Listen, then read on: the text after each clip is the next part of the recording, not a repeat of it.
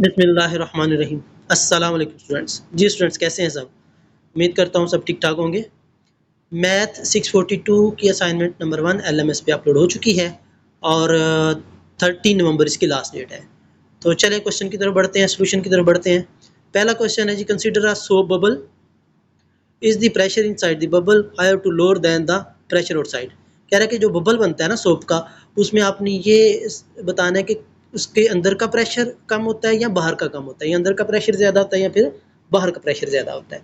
तो pressure inside a soap bubble higher than outside, अंदर का प्रेशर जो ज़्यादा होता है। क्यों ज़्यादा होता है, उसका रीज़न किया है।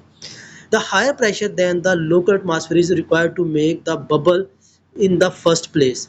यानी बबल को जिस हालत में है उसी हालत में रखने के लिए अंदर का प्रेशर क्या होना चाहिए, ज़्यादा होना चाहिए। This requirement come from the need to counter balance the surface tension force for bubble condition. तो ये प्रेशर उसको कहाँ से मिलता है, उसकी सरफेस टेंशन से मिलता है। ठीक है, तो ये देखिएगा, ये एफ आई जो है हमारा force due to the inside pressure है, और एफ नॉट जो है ये आउटसाइड द प्रेशर है, और एफ एस जो है वो सरफेस प्रेशर है। यानी आप ये कह लें कि F I in side pressure जो है वो आउटसाइड प्रेशर और प्लस वो जो सरफेस टेंशन है उन दोनों को ऐड करके वो उसके इक्वल होता है। ठीक है, तो यहाँ पर ये देखिएगा, ये मैंने डायग्राम भी बनाई हुई है। ये आउटसाइड प्रेशर है, ये इनसाइड प्रेशर है, और ये इसकी जो सरफेस टेंशन है ना ऊपर, सरफेस टेंशन का प्रेशर और आउटसाइड प्रेशर, इसको बैलेंस करने के लिए नीचे वाला प्रेशर जो है वो आपका क्या होगा, ज़्यादा होगा। ठीक है, यही इसका आंसर है। सेकेंड है, is the capillary rise greater in small और लार्ज डायमीटर ट्यूब। कह रहा है कि स्मॉल या लार्ज डायमीटर की ट्यूब अगर हम लें, जैसे ये फिगर में है, तो लार्ज जो डायमीटर होता है उसमें राइज कम होता है, और जो स्मॉल डायमीटर होता है उसमें राइज ज़्यादा होता है। तो ये अब आपने बताना है, इसकी जस्टिफिकेशन देनी है। ठीक है, as the diameter of the tube increase liquid ability to adhere the wall decrease. इसमें क्या कह रहा है कि जो ही आप वॉल को डिक्रीज करते हैं, तो यानी डायमीटर को इंक्रीज करते हैं, तो जो पानी या लिक्विड कोई भी होता है वॉल के साथ, उसकी जो एडहेरिंग फोर्स होती है वो क्या हो जाती है, कम हो जाती है। ठीक है, यानी एडहेरिंग फोर्स कम हो जाती है जो ही आप डायमीटर क्या करते हैं, बड़ा कर दें। जैसे कि अगर बड़ा डायमीटर है, इसमें पानी की लेयर के वॉल के साथ जो एडहेरेंस फोर्स होती है वो क्या होगी, कम हो जाती है। जब ये नज़दीक करेंगे तो एडहेरेंस फोर्स ज़्यादा हो जाएगी। ठीक है, तो उसी एडहेरेंस फोर्स से ही क्या होगा, फिर ये राइज ज़्यादा हो जाता है। This surface tension that provide the upward force is proportional to the circumference of the tube, ये भी है, and the weight of the liquids is the proportional to the area of the tube cross the height of the liquid. Thus the greater surface tension of liquid increase the capillary rise. Second ये देख लें, दो options हैं, आप कोई भी एक लिख सकते हैं। Height through which liquid rises in a capillary tube is inversely proportional to the diameter of the capillary tube. तो ये भी रीज़न है कि जो इसका राइज करने का लिंक होता है वो डायरेक्टली इनवर्सली प्रोपोर्शनल होता है किसके, डायमीटर के। ठीक है जी, the water rises higher the in the capillary tube of the smaller tube than the capillary tube of the larger. चलें जी, सेकंड क्वेश्चन की तरफ बढ़ते हैं। 10 नंबर का ये सवाल है स्टूडेंट्स, इसका आंसर मैंने एक बुक है उससे निकाला हुआ है, तो इसका आंसर भी दिया हुआ है यहाँ पर। ये आंसर 11.1 मीटर आता है। ठीक है, लेकिन हमारी वैल्यूज थोड़ी सी डिफरेंट होंगी तो आंसर में थोड़ा बहुत फ़र्क आ सकता है। अच्छा, पहले इसको क्वेश्चन को पढ़ लेते हैं। क्या neutron dissolve the water upper part of the plant by the tube partly because of the capillary effect, uh, rising the tree 0.00626 diameter diameter tube as the result of the capillary effect.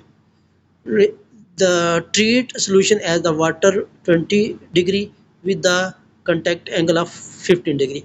In short case में ये कुछ data दिया गया है, 0.0026 diameter दिया गया है, 20 degree temperature दिया गया है, 15 एंगल दिया गया है। ठीक है, तो आपने हाइट मालूम करनी है कि राइज कितना होता है, वो जो डिज़ॉल्व है वो न्यूट्रन जो है वो कितना हाइट होता है ट्री में। ठीक है, तो उसके लिए आपके पास एक फार्मूला है, फार्मूला पहले देख लीजिए। फार्मूला आपके पास क्या है जी,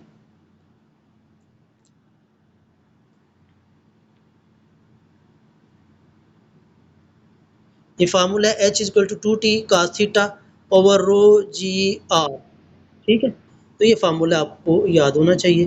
तो इस फार्मूले की मदद से हम सारी चीज़ें निकालेंगे।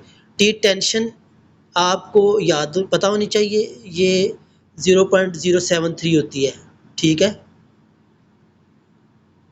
एंगल दिया हुआ है रो यानी विस्कोसिटी, वो भी जो है वो डेंसिटी है ऑफ लिक्विड, वो भी आपको पता होनी चाहिए कि कितनी होती है, ठीक है। जी आपको पता ही है 9.8 होता है, और रेडियस हमने निकालना है, यानी ये सारी चीज़ें हमने निकालनी।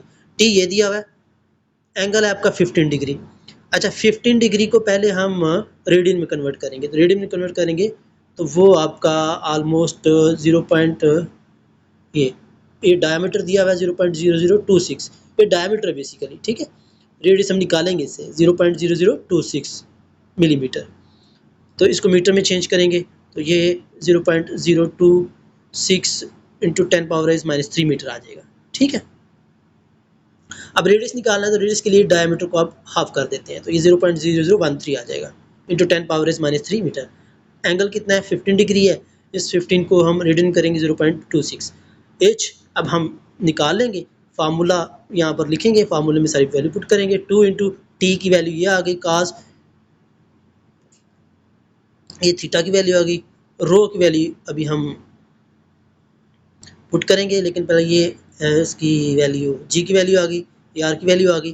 तो रो की जगह हम 1000 लिख लेते हैं, लेकिन ये अप्रॉक्सीमेट वैल्यू है 998 समथिंग वैल्यू आपकी एक्यूरेट वैल्यू होती है, लेकिन मैंने यहाँ पर 1000 ली हुई है। आप 998 भी ले सकते हैं, ठीक है। थोड़ा बहुत फ़र्क आएगा, इतना ज़्यादा फ़र्क नहीं आएगा आंसर में। तो अब ये सारी वैल्यूज यहाँ पुट करें। सो इनसे एक चीज़ याद रखिएगा, इनके जो यूनिट है ना वो आपने ज़रूर लिखने हैं। जैसे मैंने यहाँ पर किलोग्राम पर क्यूबिक मीटर, न्यूटन पर मीटर, मीटर पर सेकंड, मीटर, ये सारे लिखे हुए हैं। इनको सॉल्व करके ना सारे यूनिट को एंड पे ये चीज़ आएगी आपकी, तो न्यूटन मीटर से कट जाएगा, तो फाइनली जो आंसर आएगा आपका वो मीटर में आएगा। तो मेरा आंसर आ रहा है 11.53। ये आपका आंसर बिल्कुल करेक्ट है, लेकिन मेरा 11.5 है, उधर आपका 11.1 आया था। वो 1 क्यों आया? क्योंकि उसने कुछ वैल्यूज जो है वो थोड़ी चेंज ली हुई हैं, यानी जो टी की वैल्यू वो भी हो सकता है थोड़ी बहुत चेंज की हो, जी की वैल्यू भी थोड़ी बहुत हो सकता है चेंज की हो, और जो रो थी डेंसिटी की वैल्यू उसने 998 ली हुई है, ठीक है। मैंने 1000 ली हुई है, तो आप भी 998 ले सकते हैं।